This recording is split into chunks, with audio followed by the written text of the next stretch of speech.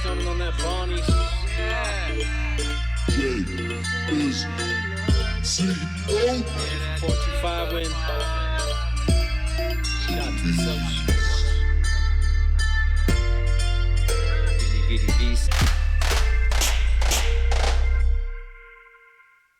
Okay, right now, because I just happen to be in there while I'm trying to set up the second box to the app, asking me, because I'm clicking stuff, I'm trying to figure out and navigate through the app to add the second smart box. I'm running into the schedule for my first smart box, which is going to be the 87. I'm thinking with my setup that I can have it on Monday through Friday, 8 a.m. and turn it off at about 6:47 p.m., sometime around there. Of course, that time's going to fluctuate as I'm looking at the solar panel, the Sense app that I have for my solar panels, and registering and keeping an eye on the power and the weather and what's going on with sun. The Sense app's going to be the best thing for that. Like, I can program or pre-program for the schedule and the weather, but of course where I live, the weather is very erratic. I'm in a convergent zone, and any day can be anything. I feel really bad for the weatherman.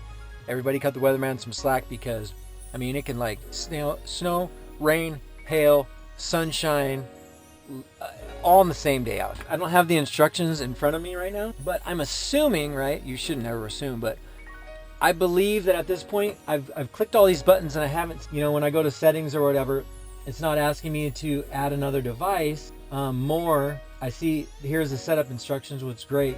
So I haven't got to the point yet. Maybe I'm right. Let's see if I'm right. Well, am I assuming? But what I'm thinking is what I'll need to do is reset the smart box so that the blinking light turns into an acceptable blinking light, and then turn on my Wi-Fi to search, and then see if I can see another eco box. Before I reset it and get the Wi-Fi to calm down so that it's saying, hey, yeah, I'm here or whatever, I'm ready to join with you, I want to go into my Wi-Fi set, turn it on.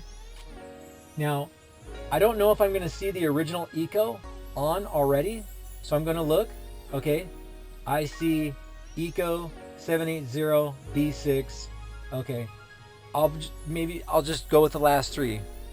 So I'm much better with like the last 3 to 4 numbers, and hopefully that changes for the next box. I'm gonna go through 600B. Remember for me, 600B. Okay, how was this before? Okay, so I hold the power button down. You get a non-conductive instrument. I got a toothpick. It says that in the instructions, so thank you, instructions for that. So I'm gonna hold it down, push the reset, wait for it to blink maybe once or twice slow, and then I'm supposed to, I don't see it blinking once or twice slow at all, so I didn't get it.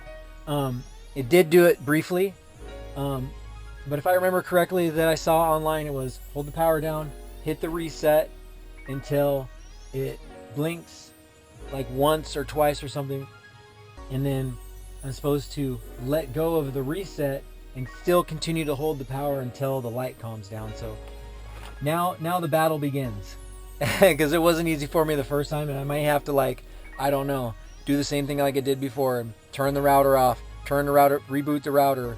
I don't know, maybe even cut the power at the panel coming to the box. Just all these little things to just get through the quirks and get it to hook up and operate the way I want it to. All right, so I've tried to reset it multiple times, and I'm still not getting it to calm down on its own. So what I'm gonna do is, I believe what happened last time was the same scenario. I tried to reset it multiple times, didn't have any issues, was getting very frustrated.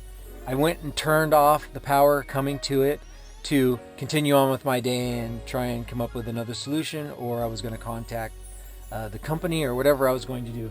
So I'm going to go up, I'm going to turn off the panel, count to whatever, then turn it back on, come down, and see if maybe it resets itself and makes itself available for me to connect. All right, I turned off the panel at the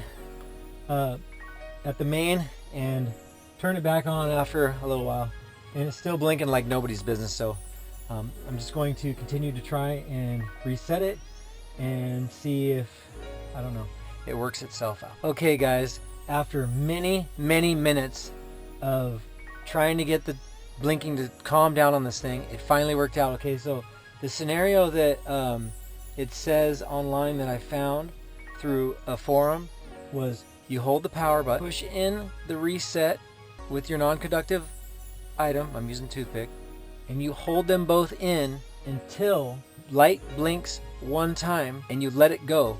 You still hold the power button. Continue